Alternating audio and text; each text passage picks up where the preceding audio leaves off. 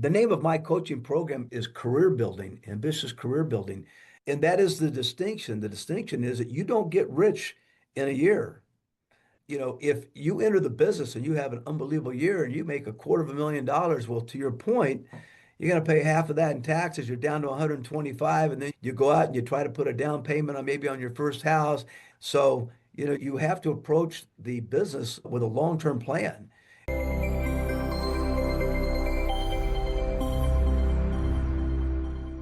Well, hello, everyone, and welcome to another episode of the Adventures of a Real Estate Broker with Daniel Berger. I'm excited to have Roger Hance on with us today. I'm sorry to have to age you, but with decades of experience in the real estate world and technologies, he's the owner of R&R Gable and Escrow Technology. He's the host of the Ambitious Broker. He also has a broker and trust network that he's responsible for. And the biggest thing I think what he does these days is he's really a mentor to that. I think you've even coached or been the manager for 1,000 agents or something like that. So Well, I I'm want to sorry. welcome you, and Yep. Roger, welcome to the podcast. Yeah. I had a real estate company for years. We had about 700 salespeople at one time, 14 offices. I sold the company, and I've been doing consulting, escrow, and mortgage. I've helped open a dozen real estate companies for other people and escrow companies. So a lot of consulting, a lot of coaching, and so forth. So yeah, that's kind of the background. Did a lot of association work and trying to spread value to the world. So with seeing that many, I'm just little old me. I'm sales and marketing is my background, mostly in beverage, and I was working for a solar company for a little bit and went bankrupt. And my wife looked at me when I was 47, 10 years ago, and was like, "What are you going to do when you grow up?" And she's like, Right. "You know what? You should be a real estate agent." And I was like, I never really had a mentor or a coach in the real estate world where I felt that was something that, was a path of something that I should have done. So for me, it's like third stage late in life. But actually, I actually feel that it's something that more experience, older, more experience actually makes me better because I'm a homeowner. I know people in the business. I have other, it's like I'm not just this like kid out of school, trying to help people buy and sell homes when I've never done that. So I feel like because I'm also a client and I'm also an active investor, that I learn more and people can learn from either the mistakes that I made when I was younger or learn from my experience of how to protect people. But with the 1,000 people that you've seen, what are some of the traits that you think are going to bode well for people in today's world on being successful as an agent? I think probably today, I really believe that people have to get more deeply involved with your community. The threats to the industry today is basically all the portals in the world out there and what they're doing, the way that we have let data out so freely. We've given away so much of our business for free. And so I think today you're going to see more and more of that happen. And getting back to a community-based kind of a business where you're connecting closer to people, and most of what you do to promote yourself is to really promote value. I think what people have to understand today, which is a very difficult thing to communicate, but they have to understand today that someone that's very good at the real estate business is very valuable to them. And they can't discard the service that a really good agent can provide. The problem is there's so many agents today that aren't very effective at what they do, that they've kind of helped shape a perception out there that the good agents have to fight today. Well, well, that's interesting. So I want to unpack a lot of what you just said. One, one issue with our industry is the barrier to entry is extremely low. You don't even have to have a high school education. All you have to do is be 18 years old. I believe in most states, or almost all, it's 18 years old and pass a test that might be 75 multiple choice questions, mostly, right? Right. That's it. Then That's you get it. your license. And so that doesn't make you good or whatever. And also because in many cases, you're an independent contractor, you don't have like a manager saying, no, I'm not giving you that promotion or I'm not letting you do that because you're independent. You can do that. So the low barrier to entry allows people to think that, that they can do this. The other thing is, while I do like TV and I do think that the real estate TV shows are kind of fun, right? They're fun. They're not really reality, but they're fun to watch. That probably helps promote other people thinking that they can do this business. And also in boom times, people are like, oh, I can do that part time, right? I can be, you name the job, a school teacher, a firefighter, a police officer, an insurance, whatever the job is, right? But you can also do this because how hard is it? I go, I guess if you're only going to be a listing agent, it's less difficult of your time because your time you put it up and other people are coming and then but to be an effective, real estate person, you actually need to be doing this mostly full time. I think that the real estate industry is such a amazing opportunity for people. I mean, really top producing agents can drive down the street and never see a business that's operating that makes more money than they can, and they can do it without having a big overhead of inventory and office space and so forth. And I think I see too many people who, kind of take it for granted. This is a business that if you can get into it and you get very serious about it and you operate like a business, you'll do very well. But you have to understand what's going on today is that the majority of people in the business today aren't like that. And they are spreading the image of what a real estate agent is. It's not a good one. So I think the good news about it is it's easier to try to demonstrate a differential. Every time you compete for anything, you've got to show that you're somehow different than the other person. I just think today the idea that we have to be more valuable, we have to be perceived more valuable by a consumer than we ever have before because you have all of these other forces influencing the industry and the consumer's mind today to where they're really trying to almost lower what a consumer believes is necessary in the service to them. Well, that's what's interesting is because you were kind of been involved in the business for a long time and involved in technology is a tool to help us do our jobs better, not something that replaces the human interaction between the buyer, seller, and the real estate agent. So many people are trying to leverage AI to do everything for them. Like that is not that, there's a place for technology, right, to make me do my job better. But I'm the one, like, I hear stories from the podcast of people like, oh, I have an AI bot and my bot starts communicating. And I'm like thinking, why would you want a computer generated something starting to talk to your client from immediately? I'm like, I want to talk to them. I want to be the one that's crafting the text and picking up the telephone. So that's something because that's a better that can differentiate a good agent from someone that's maybe lazy or trying to scale too much, whether this is still about a business of, like you said, of customer service. And there's a point, like I always say, you'll laugh when you hear some of my business and the support that I have, because I think scaling for the sake of scaling, while it might be good for your bank account, it's not good for the client, right? So you'll laugh. So my numbers last year, 55 transactions, 40 million of sales, a little 1.1 of GCI. Not bad, right? It's okay. Good. Not bad for 10 years. That's just my business. That's not my broker. I'm the broker, so it's not my broker. How many transaction coordinators do you think I have? Personally, Personally? Yes, for that amount of business. couple, Zero. zero. Zero. No back end, no whatever. And like, when the sign needs to go in the lawn, I drive and I take my hammer and I'm putting the sign in the lawn. I'm setting up the lockbox because it's not how much money you bring in, it's what you get to keep at the end of the year, right? Yeah. I mean, ultimately, because you just said you want to be a business leader. And so for me, I guess I'm lucky because if my average price is 600,000 or 700,000, right, and I can do 55 transactions or whatever it it's different than in a market where maybe 200,000, right, is the actual fee, and you need to double or triple the number. So it really depends. So I will say with everything, it depends on the market that you're in. Obviously, the business that you're a business leader, but my view is I don't necessarily want 300 clients because I personally wouldn't be able to service 300 clients with the hands-on that you even talked about, right? So I think it's really important to know who your clients and know who you are. One way for me to scale is to be a broker, right? Where part of it is I'm selling, and then part of it is I mentor and obviously help them grow their business. So that's one way of me doing it. I just felt like me doing 300 deals isn't really sustainable for a lot of, and I wouldn't provide the best customer service for my I think a clients. lot of times but let's deal with the first part of this first.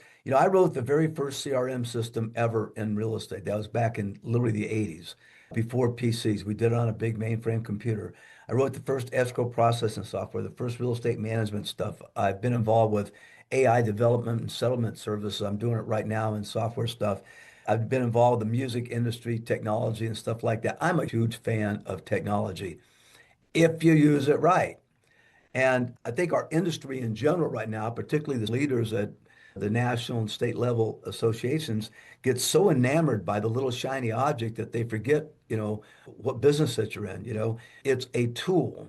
And these tools should always be used to enhance your relationship with people and or to make you able to deliver better, more updated, more important information to enhance your value.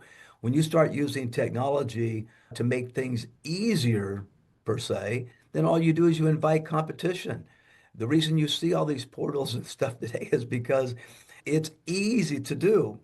People who send out to their email list and that's all they do because they don't want that interaction, they're going to lose. It's just that simple. They're going to lose.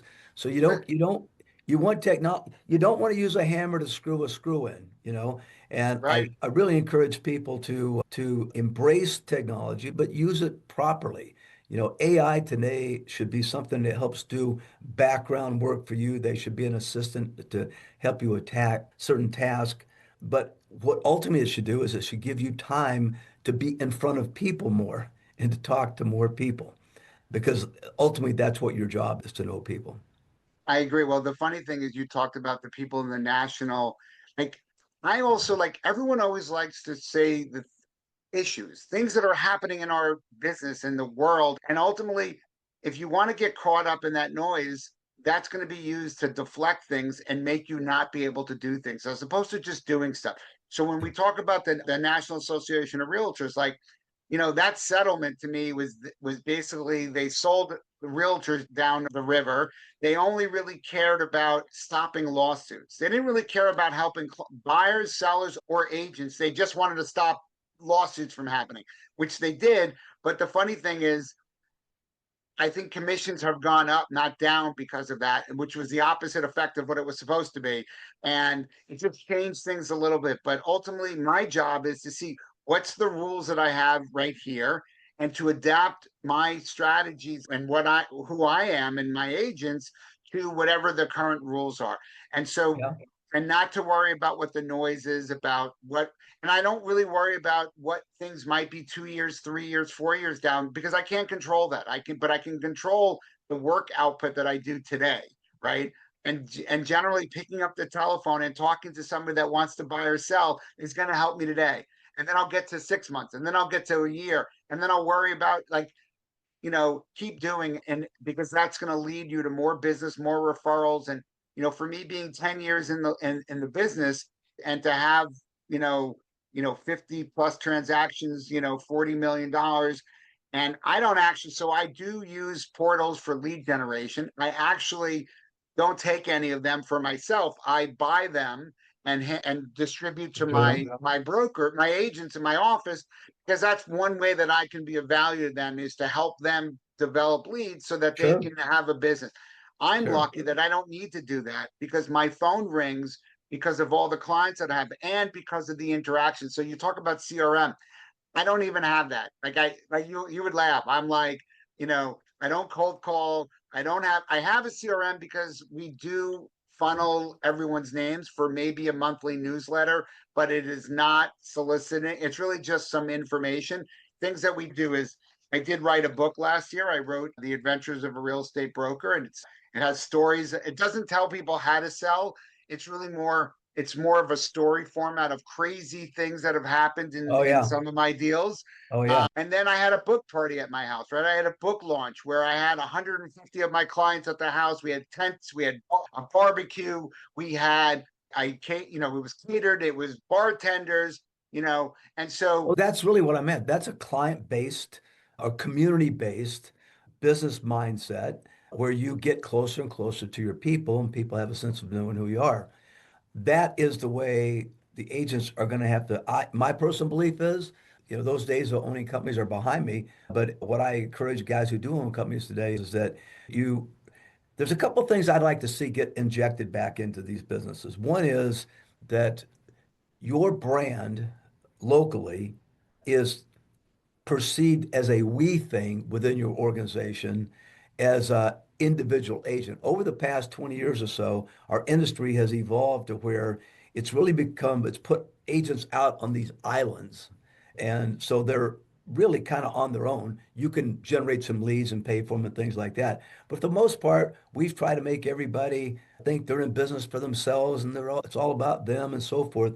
The truth of the matter is that there's so much limitations about what you can do as an individual. And you can be great as an individual, but when you can get an entire office rowing in the same direction, doing community events together, doing promotions together, where everyone gets some synergistic benefit from the relationship they have with each other, that is where we need to get back to, in my opinion. The getting back to the NAR, they have sold this industry down the street. I was president of a very large realtor association. I was a director for the California Association of Directors, been involved with NAR. So I've been involved and I've been a believer and so forth, but the way they've evolved is inexcusable to me. I mean, the association was supposed to be an advocate for what's best for agents and consumers, and they have done neither. What they have become advocates for is keeping the association alive, and regardless of what happens to the role of a salesperson. And I'm glad to debate that on my podcast, your podcast, anybody, if they want to step up to that. They typically don't want to have that conversation. But their job, if they had to go down fighting and actually go out of business as an association to defend our profession, that's what they should have done.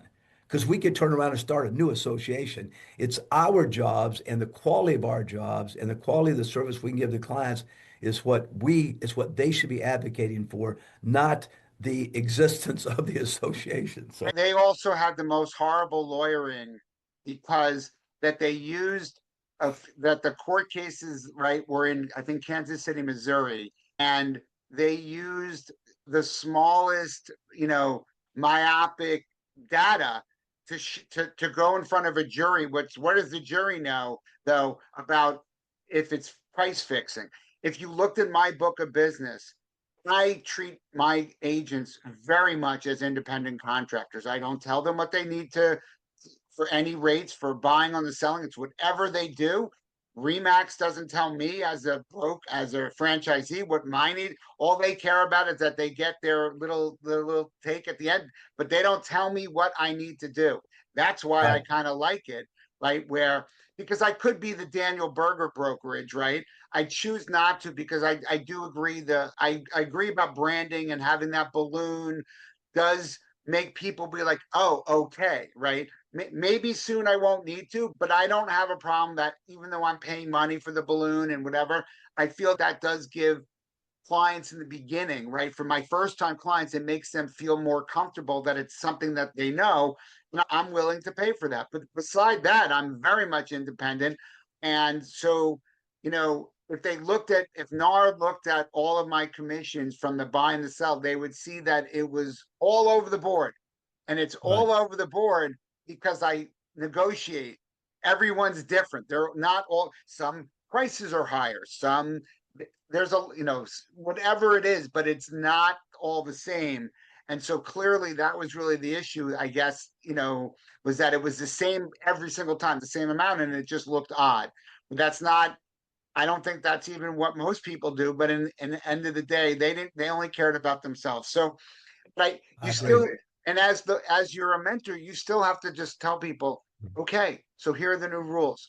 Take like I actually have my own I wrote my own buyer's agreement, right? It's a non-exclusive buyer's agreement that which is ridiculous. As part of the deal, they said you can't even you would have thought it would have been common sense to say you're going to allow me to make from X to Y, right? Give me a range. And based off of the house, we'll change it.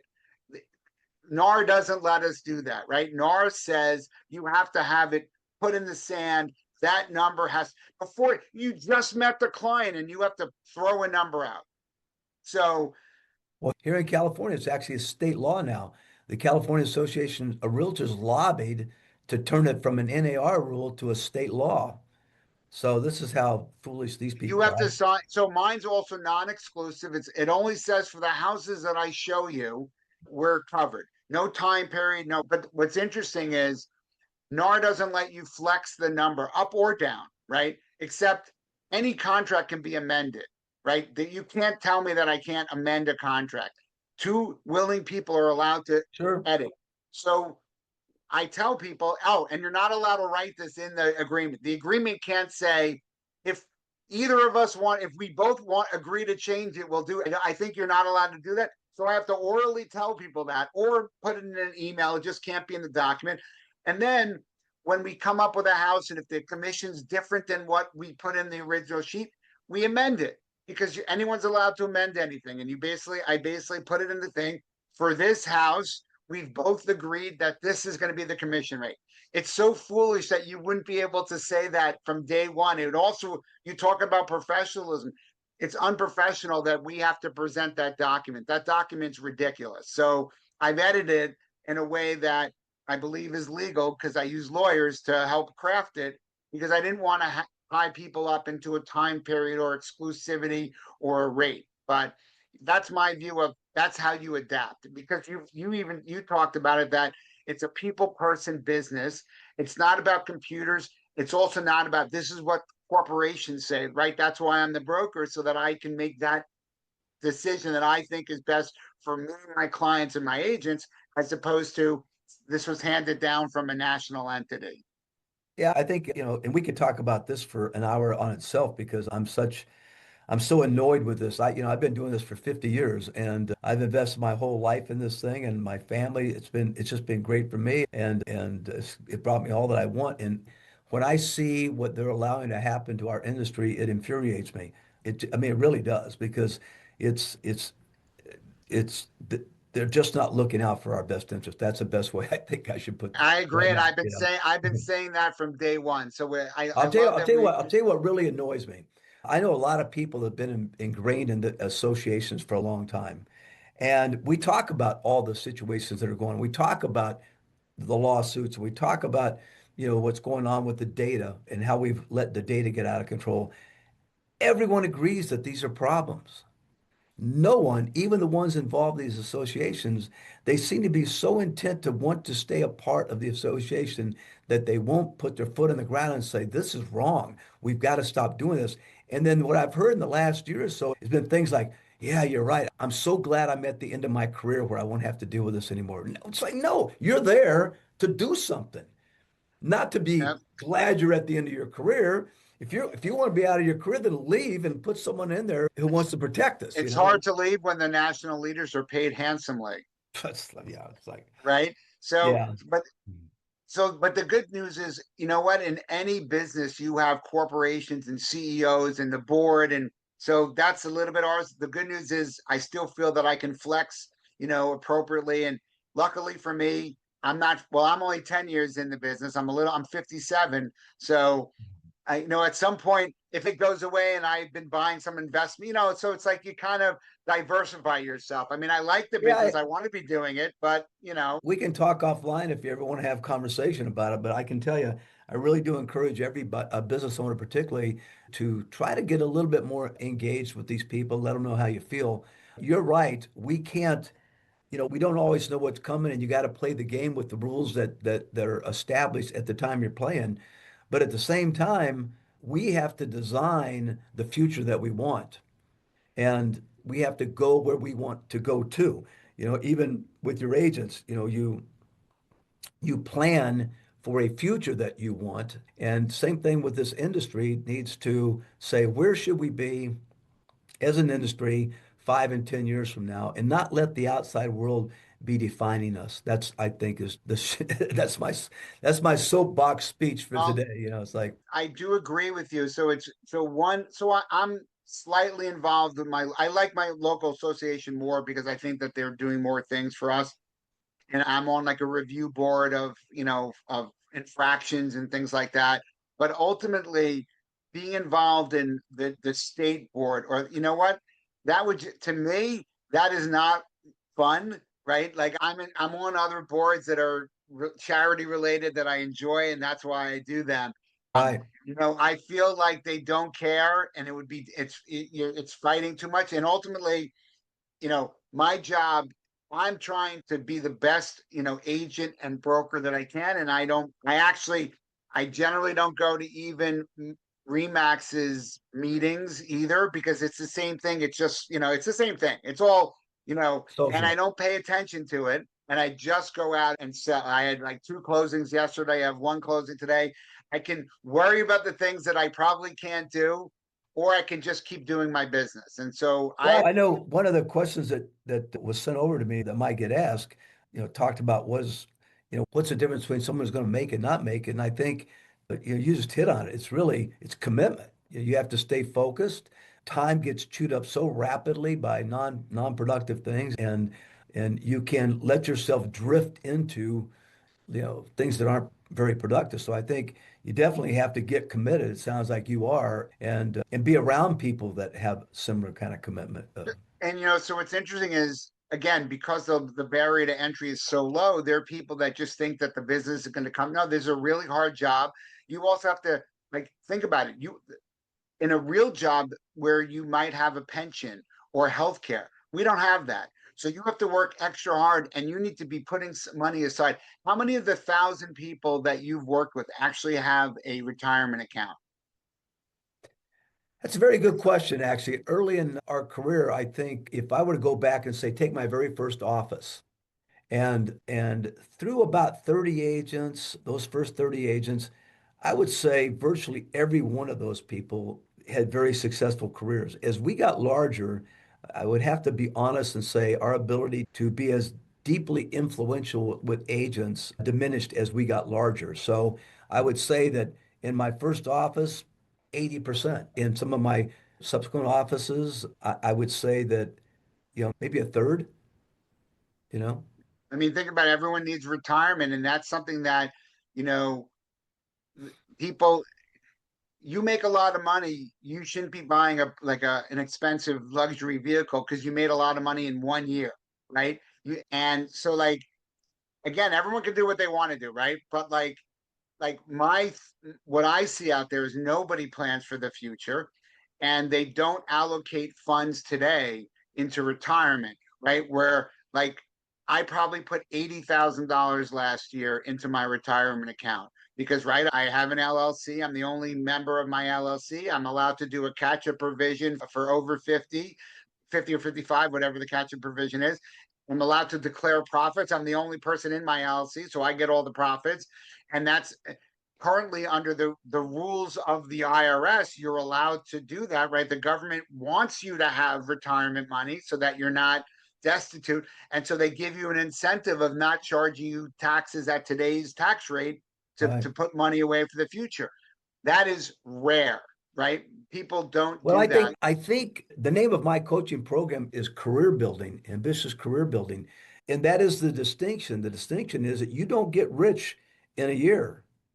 If you enter the business and you have an unbelievable year and you make $250,000, well, to your point, you're going to pay half of that in taxes. You're down to 125, and then you go out and you try to put a down payment on maybe on your first house, and then you got to, do some, buy some furniture and pots and pans and blah. The next thing you know, you've $250,000 went away so fast, and you're back to broke again. So, you have to approach the business with a long-term plan. And if you do, you will do exactly what you're doing, and that is you'll end up, very secure in your elderly years. But it takes a plan and it takes some discipline to stay to the plan. We got a business where they teach you how to sell before they teach you what you sell. And we like to call ourselves professionals, But wait a minute, if I'm an attorney, I go to school for years to learn how to be an attorney. Then I have to go learn how to sell what I know.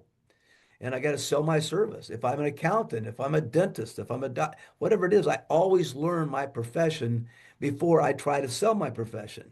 In our business, we've learned how to sell before we know what it is we're selling, or certainly before we've developed what we're selling. And the fact that exists now, and it wasn't always like that, is part of the problem that we have today that good agents are going to have to face. They need to look at, they need to look at what establishes my value when I sit down with a client.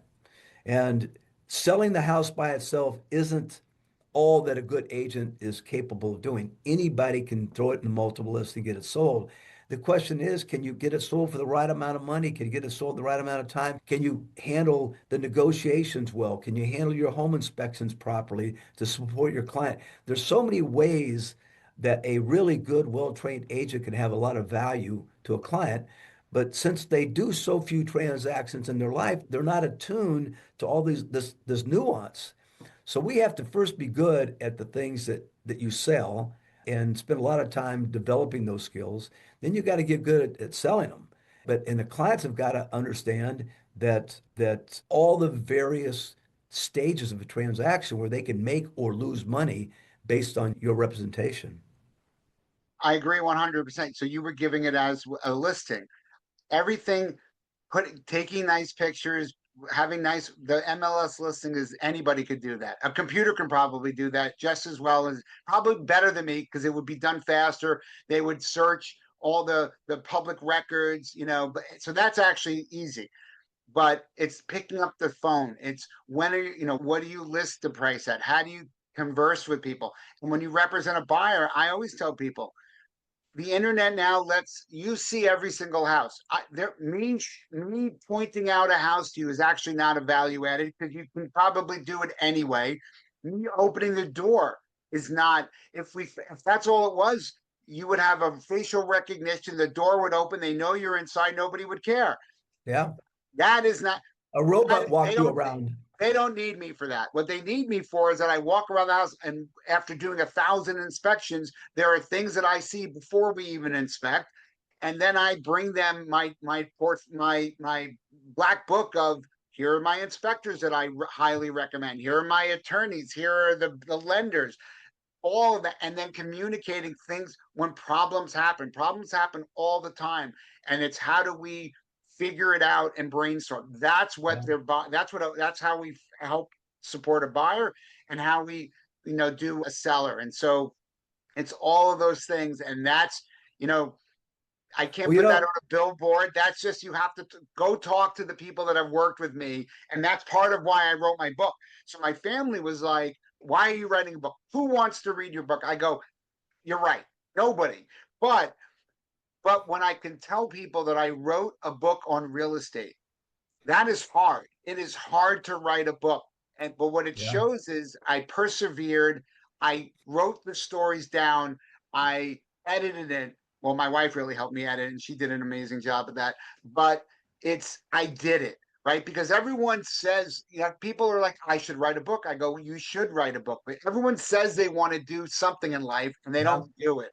And You should tell me how to get your book because I would love to read it. I've collected stories like that over the years and have always threatened to put those stories in the book. And then, like you said, people would say, well, who but realtors would read it? It's like, well, I think it's kind of interesting as an example when you have a seller who wants to do a seance in the house to talk to dead relatives before they make a decision. I think that's an interesting That's story. great. So I do have skulls, pornography, dead people. I have there's everything's in the book. So thank you for so it's The Adventures of a Real Estate Broker. It's the soft cover is $10 on Amazon. Hardcover is $30. Yeah. Just go to Amazon, The Adventures of a Real Estate Broker, buy it, and then after you read it, I'll come on your podcast and we'll talk about my adventures and your adventures. There you go. But the good thing is, I had a closing yesterday. I do hard copy. I sign it, thanking them for I did alcohol and some other stuff, but I'm able to send the book out and people enjoy it. The funny thing is, at my book launch, I had people walking around. They say, I'm chapter 10. I'm chapter 6. These are real people, and they were all sharing their stories. It was incredible. And so Well, I'm at able least to they use. read it, right? At least they read it. No, they didn't because it was the book launch, right? But they Yeah. opened it up and they saw their Oh, they. oh. But to be It fair, would have been an people. interesting name tag, just 10 or And so 9. it was funny that I did have some people that sat in the corner. We had tables and they started reading.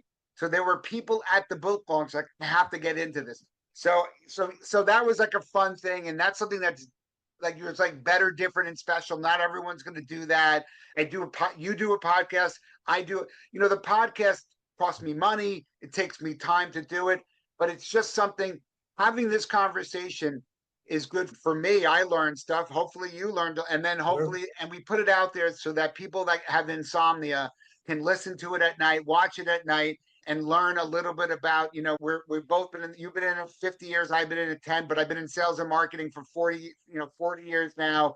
And obviously we understand sales and marketing and real estate because When I first started in real estate, I was 20, 21, and I met a guy by chance. I literally just door knocking my first day out of training, and this guy's name kept coming up at every door I talked to. And when I got done with the day, I called the guy up. He worked at a different company, and I go, "Hey, I'm tired of hearing your name. Can I buy you lunch?" And I took him out to lunch, and he became a very good friend of mine and a mentor of mine.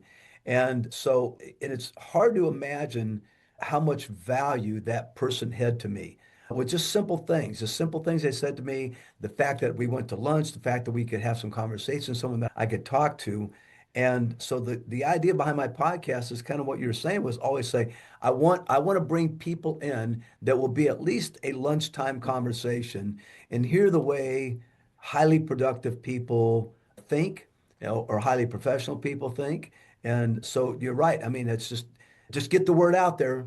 I don't try to make money with my podcast. I try to pay back basically.